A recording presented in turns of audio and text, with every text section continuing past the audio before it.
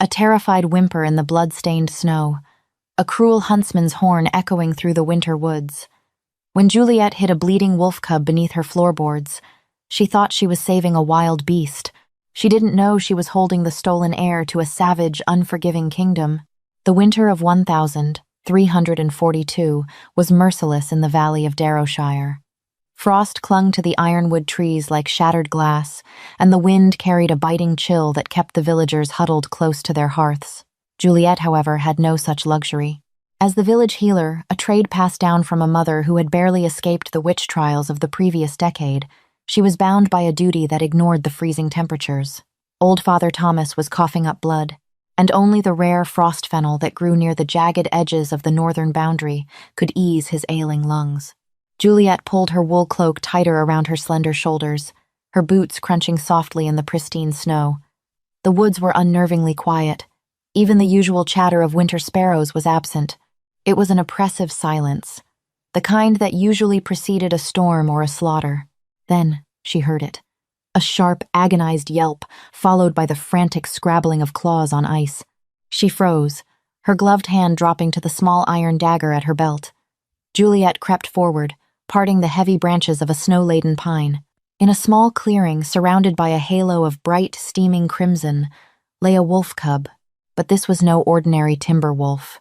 Its fur was the color of moonlight on water, a shimmering, pure silver that seemed to catch the pale winter sun. A cruel, black-fletched arrow was lodged deep in its hind leg. Juliet's breath hitched. She knew those arrows. They belonged to the personal guard of Lord Cedric Harrington, the ruthless baron who ruled Darrowshire with an iron fist and a heart full of rot. The cub looked up at her, its eyes a startling, intelligent amber. It didn't bare its teeth. Instead, it let out a pathetic, trembling whine, pressing its small body against the freezing earth. "Hush, little one," Juliet whispered, her heart pounding against her ribs. She fell to her knees, the cold seeping instantly through her skirts. "I won't hurt you." Before she could reach for the arrow, the deep, baying howl of hunting hounds shattered the silence. They were close, too close. The crack of breaking branches signaled the approach of heavy boots. Juliet didn't think. The penalty for interfering with the Lord's hunt was a public whipping, or worse, the noose. But looking into those amber eyes, she felt an inexplicable, undeniable tether. She scooped the heavy, bleeding cub into her arms, wrapping it tightly in her heavy wool cloak to hide the blood. The creature whimpered but nuzzled into her warmth, its blood soaking quickly through her linen dress. She ran. Juliet knew these woods better than any of Harrington's men. She took the deer trails, weaving through thorn bushes that tore at her sleeves, her lungs burning with the icy air. The hounds bayed louder, catching the scent of the fresh blood, but the freezing wind was in Juliet's favor, scattering the scent just enough to buy her precious minutes. She burst through the tree line and into the muddy, frozen outskirts of Darrowshire, sprinting toward her isolated cottage on the edge of the settlement. She practically tore the heavy oak door off its leather hinges, slamming it shut behind her and dropping the iron bar into place. Panting, she laid the cub on her heavy wooden table. It was shivering violently, going into shock. Juliet worked with practiced, frantic efficiency. She stoked the fire, threw a handful of dried sage and heavy pine resin into the flames to mask the overwhelming copper scent of blood, and grabbed her medical kit. "Stay still," she murmured, gripping the black-fletched arrow. "This is going to hurt." With a swift, brutal pull, she yanked the arrow free. The cub let out a piercing howl that Juliet barely managed to muffle by throwing her apron over its head. She quickly packed the wound with yarrow and bound it tightly with clean linen. A violent pounding at her door made her jump, knocking a ceramic bowl of water to the floor, where it shattered into a dozen pieces. "Open up, Juliet," barked a gruff voice. It was Garrett, Lord Cedric's chief huntsman. By order of the Baron. Juliet's heart stopped. She looked at the cub. There was no time to hide it in the root cellar. She scooped the silver creature up, hurried to her hearth, and pulled up the loose floorboard where she kept her emergency rations and banned medical texts. She shoved the cub into the dark hollow, placing the board back and kicking a woven rug over it just as a heavy axe blade bit through her front door. She ran to the door, pulling the iron bar back and throwing it open before they could strike again. "Have you lost your mind, Garrett?" she shouted, forcing a mask of indignant rage. "You're destroying my home." Garrett pushed past her, bringing the freezing wind and two enormous, snarling mastiffs into her small parlor. He was a mountain of a man, clad in boiled leather and chainmail, his face scarred from years of violence. "We tracked a beast to the edge of your property, witch," Garrett spat, his eyes scanning the room. The hounds were sniffing frantically, moving toward the hearth. Juliet stepped in front of the fireplace, crossing her arms. "The only beasts here are the ones you just dragged into my parlor. I've been boiling pine resin and sage for Father Thomas's lung sickness. If you smell blood, it's because I was butchering a hare I caught in my snares this morning." She pointed to a freshly skinned rabbit she had prepared for dinner, sitting on the counter. Garrett narrowed his eyes, stepping terrifyingly close to her. The smell of cheap ale and stale sweat radiated off him. "Lord Cedric wants the silver pelt. He believes it has properties. If we find out you're hiding it, I'll skin you instead." "Look around," Juliet said, her voice dripping with a calm she did not feel. "Then get out of my house." The hounds circled the rug, scratching at the edges, but the overwhelming smoke of the burning pine and sage confused their senses. Garrett spat on her floor, turned on his heel, and yanked the leashes. "Keep your doors locked, girl. There are monsters in the woods tonight." When the door finally slammed shut, Juliet collapsed to her knees, trembling uncontrollably. She waited until the sound of their boots faded into the wind before pulling back the rug. But when she lifted the floorboard, she didn't find a wolf cub. Lying in the dirt hollow, wrapped in her blood-soaked cloak, was a small, shivering human boy, no older than 5. His hair was a shock of silver white, and his eyes, those same piercing amber eyes, stared up at her in terror. The bandage she had tied around a furry hind leg was now wrapped securely around his small, pale calf. Juliet clamped a hand over her mouth to stifle a scream.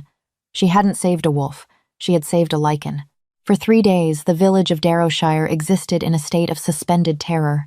Lord Cedric's men tore through homes, overturned carts, and beat innocent farmers in their manic search for the silver beast. Juliet kept her doors barred, claiming a highly contagious fever had taken hold of her, keeping the villagers and the guards at bay. Inside, she nursed the boy. He could not speak English, only a guttural, ancient dialect she recognized faintly from old, forbidden texts, as the old tongue of the North. She named him Leo for his fierce spirit.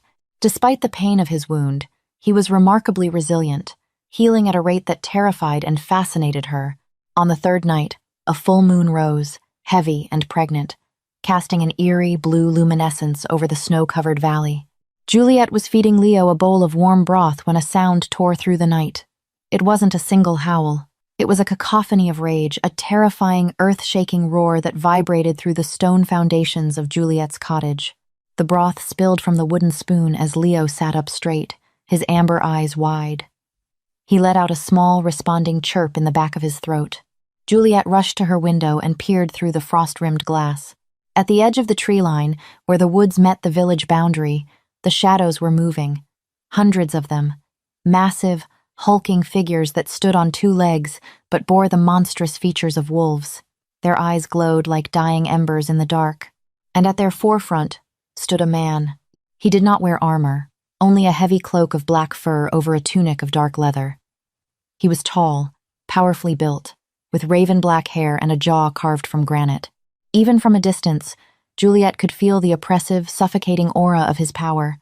This was King Caelan of the Iron Ridge, the Alpha of Alphas, a myth whispered to frighten children into obedience.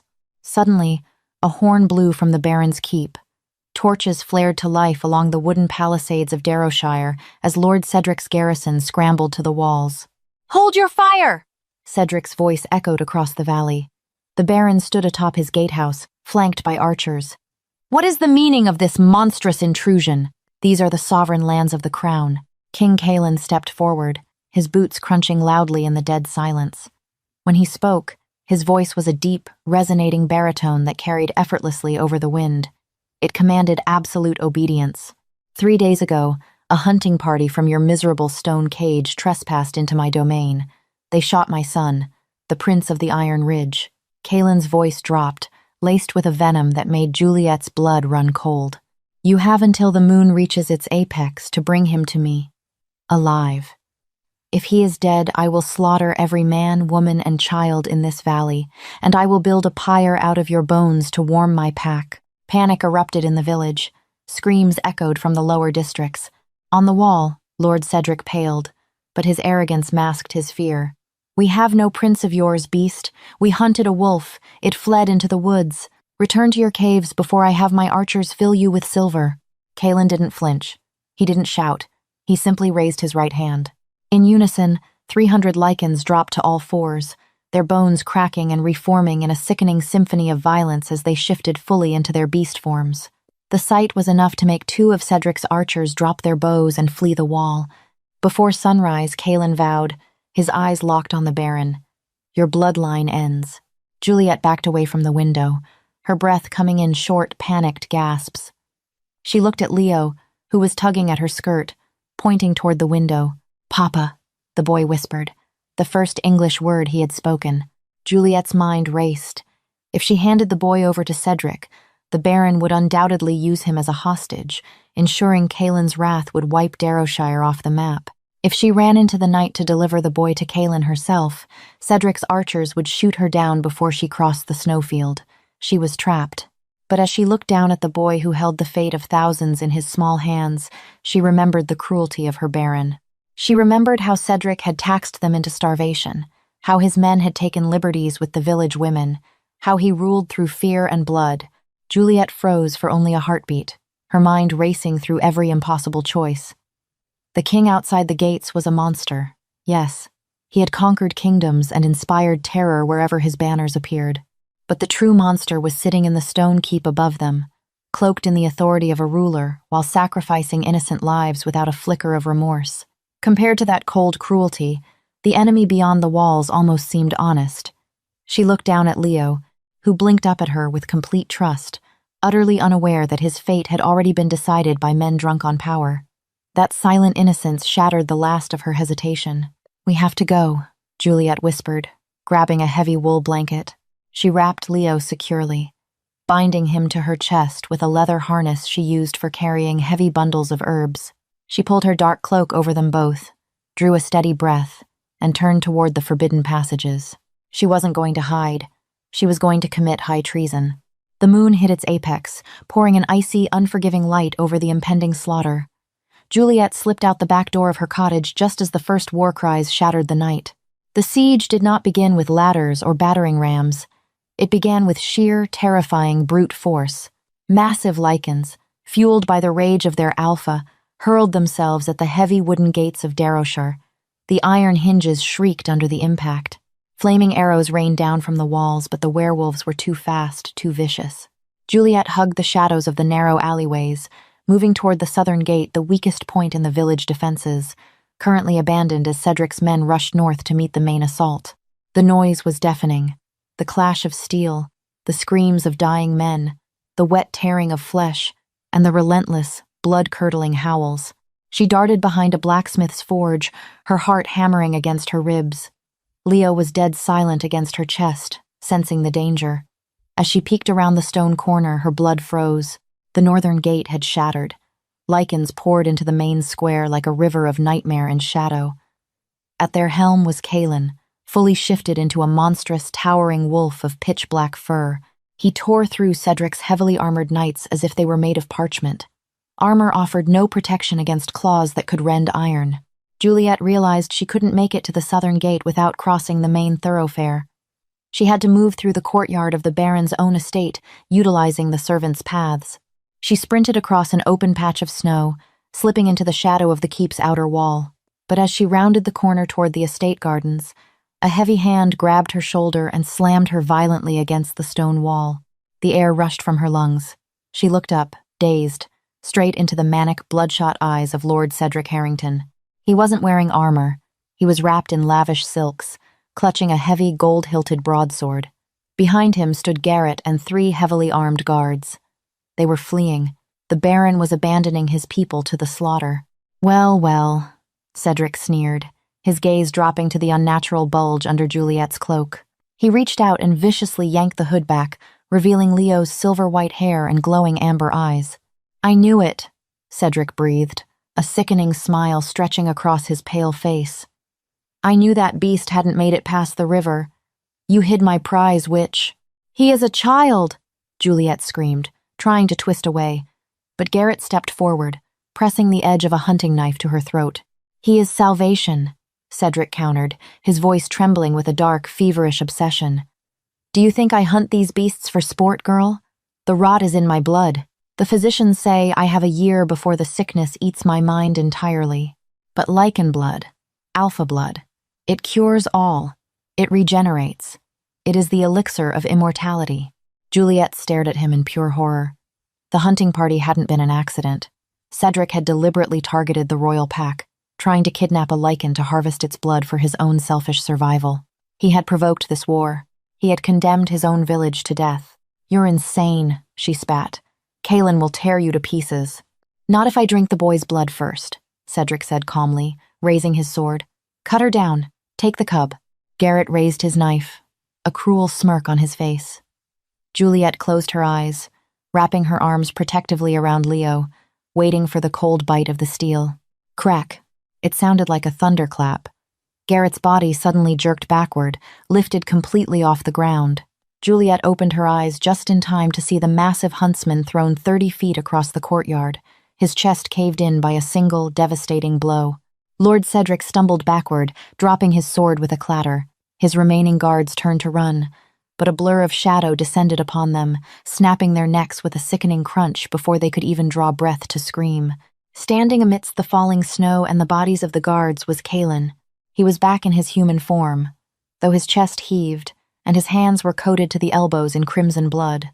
His eyes burned with an unnatural golden fire. He didn't even look at Cedric, who had fallen to his knees in a puddle of freezing mud, weeping and begging for mercy. Kaelin's burning gaze was fixed solely on Juliet, or rather, the bundle pressed against her chest. Juliet slowly lowered her arms. She unclasped the heavy leather harness, letting her cloak fall away. Little Leo, smelling his father, let out a joyful cry. He wriggled free from Juliet's grasp and ran across the blood-soaked snow, throwing himself at Kaelin's legs. The terrifying Alpha King, a monster who had just slaughtered a garrison of men with his bare hands, dropped to his knees. He buried his face in the boy's silver hair, letting out a ragged, trembling breath that sounded almost like a sob. For a brief, startling moment, he wasn't a king or a beast. He was just a terrified father who had found his son. But the moment passed. Kaelin stood up, lifting Leo effortlessly into one arm. He turned his golden eyes toward Lord Cedric. Please, Cedric sobbed, crawling backward. I am a lord of the realm. You cannot. You are nothing. Kaelin's voice was a dark, low rumble that seemed to shake the very foundations of the keep. You are meat. He didn't use a weapon. He didn't need one. Juliet turned her face away, covering her ears as Cedric's screams echoed through the courtyard, abruptly silenced by the sickening sound of tearing flesh and breaking bone. When silence finally descended over the courtyard, interrupted only by the distant crackle of burning buildings, Juliet stood perfectly still. Her hands were shaking. She had committed treason, aided a monster, and watched her lord be slaughtered. By all the laws of men, she was forfeit. Kaelin turned back to her. The blood of the Baron dripped from his chin and hands. He took a slow, deliberate step toward her. Juliet held her ground. She refused to cower. The Alpha King stopped inches from her. Up close, he was breathtakingly terrifying. The heat rolling off his body combated the winter chill. He looked down at her, his amber eyes searching her face, cataloging the dirt, the exhaustion, and the dried blood on her dress that belonged to his son. You defied your lord, Kaelin said softly, the gravel in his voice softening into something resembling awe. You risked the pyre. To save a beast. I saved a child, Juliet whispered, her voice trembling but unbroken. The only beast in this courtyard just died in the mud. A flicker of a smile, dark, dangerous, and inexplicably compelling, crossed Kaelin's lips. He reached out, his blood-stained hand hovering just millimeters from her cheek without touching her. The village of Darashire falls tonight, Kaelin declared, his eyes never leaving hers. Those who surrender will be spared and driven south. But you do not belong to the world of men anymore, Juliet. Before she could ask how he knew her name, Kaelin wrapped his free arm around her waist, pulling her flush against his chest. The journey into the jagged peaks of the Cairngorm Mountains was a blur of freezing wind and terrifying elevation. Juliet rode on the back of a massive, midnight black stallion, nestled securely against King Caelin's broad chest. Little Leo, exhausted and safe, slept soundly within the heavy folds of his father's fur cloak. Below them, the fires of Darrowshire burned like a dying ember in the valley, a stark reminder of the wrath that had just been unleashed upon the world of men. Juliet expected to be taken to a savage den, a lightless cave fit for beasts. Instead, as they breached the dense fog of the high pass, an ancient and formidable structure loomed out of the mist. It was Caer Dalen, a forgotten fortress of stone and iron that predated the Norman conquests. History books the rare, forbidden ones hidden in the Vatican archives by Cardinal Thomas Beaufort whispered of a northern stronghold that no human army could ever conquer. Now, looking at the towering battlements carved directly into the mountain's living rock, Juliet understood why. The heavy iron gates shrieked open, not pulled by chains, but pushed by 4 hulking lichens in their beast forms. As Caelin's horse trotted into the expansive courtyard, thousands of eyes turned toward them. The inner sanctum of the Lichen King was a bustling, strictly ordered society. Torches illuminated massive stone hearths where entire stags roasted on iron spits. Men and women clad in heavy furs and boiled leather moved with a fluid, lethal grace. As Caelin dismounted, the entire courtyard fell to their knees. It was absolute, unquestioning submission. He reached up, grasping Juliet by the waist, and lifted her effortlessly from the saddle. As her boots touched the stone, a low, unified growl rippled through the gathered crowd. The pack could smell the human blood on her, the scent of the valley, the stench of their enemies. A massive man stepped forward from the kneeling ranks. His hair was a coarse, grizzled gray, and his face was marred by 3 jagged scars that missed his left eye by an inch. He wore a cloak of pure white timber wolf fur, marking him as a high-ranking elder. "My king," the man said, his voice a gravelly bark. "You bring the heir home safely. For this the ancestors weep with joy. But why do you drag this fragile, scentless meat into our sacred halls? She smells of Lord Cedric's wretched valley." "Mind your tongue, Roderick," Caelin warned, his voice dangerously low. He handed the sleeping Leo to a gentle-faced woman who hurried forward, her eyes brimming with tears. Caelin then turned to face his second-in-command, stepping protectively in front of Juliet. "This human shielded my blood. While you and the vanguard lost the prince's trail in the southern basin, she hid him from the Baron's hounds. She is under my absolute protection. Her name is Juliet." Roderick sneered, his lip curling to reveal elongated canines. "A human healer.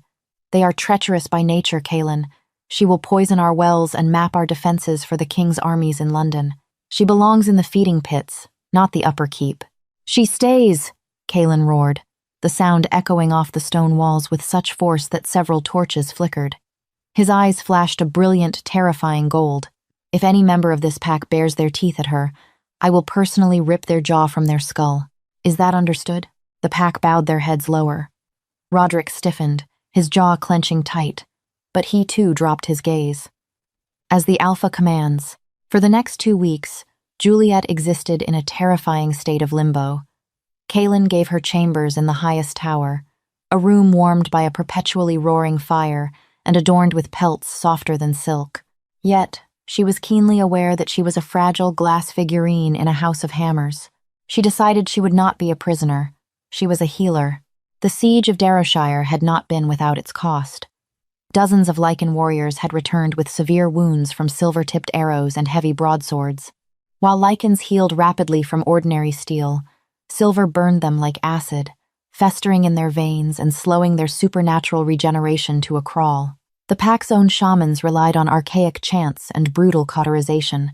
One evening, Juliet gathered her leather medical kit and marched into the lower infirmary, a cavernous hall smelling of burnt flesh and fever sweat. Roderick's guards tried to block her path, but Caelin, who had been watching from the balcony above, gave a sharp nod. Juliet approached a young warrior thrashing on a stone slab, a jagged silver arrowhead buried deep in his shoulder. 2 pack members were attempting to hold him down to pour boiling pitch into the wound. "Stop," Juliet commanded, her voice carrying the sharp authority of a seasoned apothecary. "You are cooking the poison into his blood, not drawing it out." She pushed past the stunned lichens, pulling a bundle of dried feverfew, crushed willow bark, and a small vial of activated charcoal from her kit. She went to work. She created a poultice, packed it tightly around the silver shard to neutralize the chemical burn of the metal, and then swiftly extracted the arrowhead with a pair of sterilized iron tongs. The young warrior gasped, his eyes rolling back, but within minutes, the unnatural black veins radiating from his wound began to fade back to a healthy pink. Over the next few days, she worked tirelessly. She treated burns, set shattered bones, and brewed tinctures that eased the agonizing withdrawal of silver poisoning. Slowly, the low growls that followed her through the corridors faded. They were replaced by respectful nods. The fragile human was mending their strongest warriors. Kaelin watched her every move. In the evenings, he would come to her chambers. The savage beast who had torn a man apart in the snow was gentle with her, speaking of the history of his people, of the ancient pacts broken by greedy human kings. In the quiet warmth of the firelight, Juliet found herself drawn to him not out of fear, but an undeniable, magnetic pull. She saw the heavy burden of the crown he wore, the loneliness of an immortal ruler protecting a dying race. But a shadow was creeping over Caer Dalen. Juliet's acute medical knowledge was about to uncover a secret that would shatter the pack from the inside out. It was the eve of the blood moon, a sacred night when the Lycans celebrated the turning of the winter season. The fortress was alive with the beating of heavy-hide drums and the intoxicating scent of roasting meats. Juliet sat at her wooden desk, examining the remnants of her medical supplies. She held up the black-fletched arrow she had pulled from little Leo's leg back in her cottage. She had kept it wrapped in cloth, meaning to study the forging of the metal. As she held the arrowhead up to the candlelight, she noticed something she had missed in the frantic chaos of the rescue. The iron tip wasn't just dipped in silver. Embedded in the metal grooves was a hardened paste. Using a small scalpel, she scraped a fraction of the paste into a ceramic mortar and added a drop of distilled vinegar. It hissed, emitting a faint, sweet smell of burnt almonds and damp earth. Juliet's blood ran cold. It was Aconitum napellus wolfsbane, but not just any wolfsbane. It was mixed with crushed white ash from the sacred trees that grew only within the inner courtyard of Caer Dalen. Humans did not know of this mixture. The Royal Guard of Dereshire couldn't possibly have crafted this weapon on their own. The poison was designed specifically to slow a Lycan's healing just enough to capture them alive. Lord Cedric hadn't stumbled upon the prince by chance. Someone inside the fortress had given him the poison. Someone had deliberately led the human hunters to little Leo. Suddenly, the door to her chamber burst open. It was Roderick. He didn't look like an elder tonight. His eyes were wide with manic ambition, and his hands were stained with fresh blood. Two of Kaelin's personal guards lay dead in the hallway behind him. "The little human is too clever," Roderick snarled, stepping into the room and drawing a jagged dagger that gleamed with the unmistakable sheen of pure silver. "I watched you scrape the arrow. You see too much. You betrayed your king," Juliet breathed, backing away toward the fireplace. "You sold the prince to the Baron. Kaelin is weak," Roderick barked, pacing toward her like a cornered predator. "He hides us in these mountains while the humans multiply like rats. He refuses to let us conquer the valleys.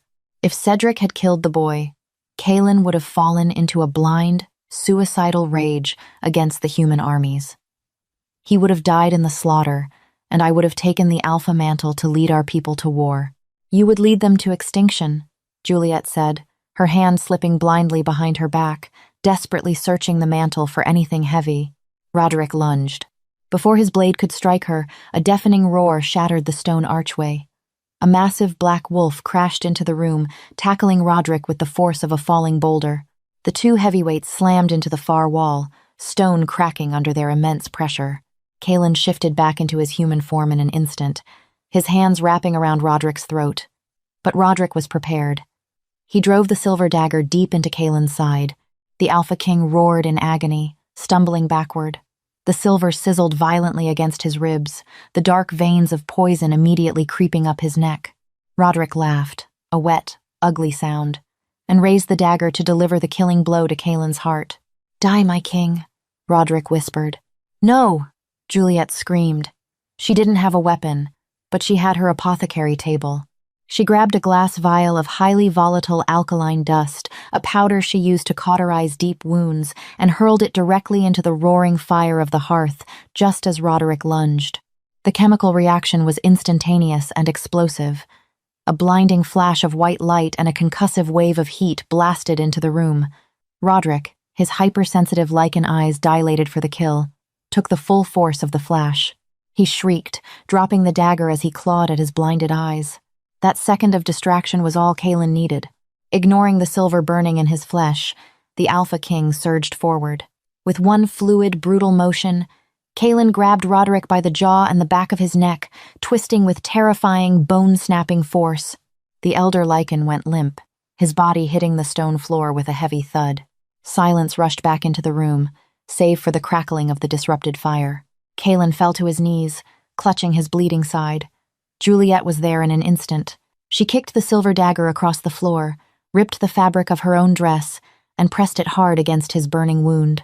"I've got you," she whispered, her hands trembling as she applied pressure. "You're going to be all right." Kalen looked up at her, his golden eyes dimming with pain but blazing with an emotion so intense it stole her breath.